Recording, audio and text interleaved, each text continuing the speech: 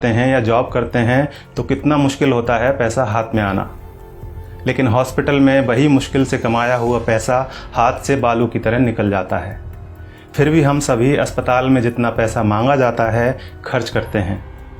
अगर किसी के पास पैसा नहीं होता तो वो उधार लेता है, लेकिन इलाज तो करवाता ही है।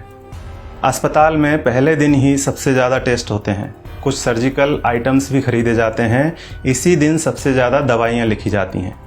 हॉस्पिटल में कुछ पैसा एडवांस के तौर पर भी जमा किया जाता है। हमने भी वही सब किया, हमें भी दवाइयाँ लाने के लिए कहा गया। आजकल हर हॉस्पिटल का अपना मेडिकल स्टोर होता है, सो यहाँ भी था। हमने दवा ली और हमारा जो पहला बिल बना वह था 8,369 रुपये का। हमने अपनी जेब से इतने रुपए निकाले और देना चाहा तो पता चला कि हमें तो सिर्फ 4,620 रुपये ही देना है। क्या आपके साथ ऐसा कभी हुआ है कि आपने 8,300 रुपये की दवाइयाँ खरीदी हों और किसी अस्पताल ने आपको 4,600 रुपये ही लिए हों? शायद नहीं। हमारे साथ भी पहले ऐसा कभी नहीं हुआ था। अब यह बिल देखिए, दवाओं की कुल कीमत है 8,369 रुपये, जिसके नीचे लिखा है डिस्काउंट 3,748 रुपये। नेट अमाउंट है 4,600 रुपये, जिसका भुगतान हमें करने के लिए कहा गया। ऐसे हमारे पास और भी कई बिल हैं। हमने 5 दिन एडमिट रहने के दौरान वहाँ से कई बार दवाइयाँ खरीदी और हर बिल पर हमें छूट मिली। सबसे बड़ी बात यह थी कि ये डिस्काउंट हमें मांगने पर नहीं मिला था, ये बिना मांगे हमारे बिना आग्रह किए पूरे सम्मान के साथ हमें दिया गया था, क्योंकि ये डिस्काउंट वहाँ उनके बिलिंग सॉफ्टवेयर में ही फीड कर दिया गया है।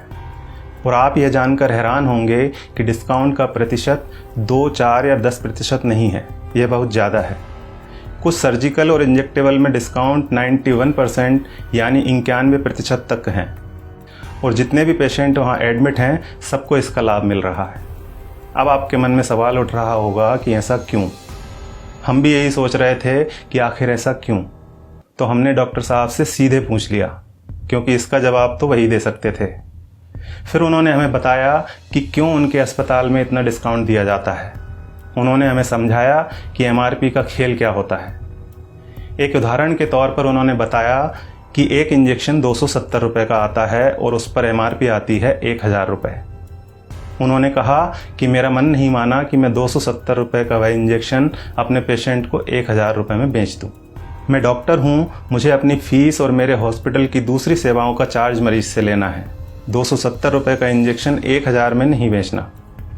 ये बात तो हुई डॉक्टर संजय कुमार के नैतिक मूल्यों की। अब यहाँ सवाल ये है कि दूसरे ज़्यादातर अस्पतालों के मालिकों ने क्या अपना ज़मीर बेच दिया है?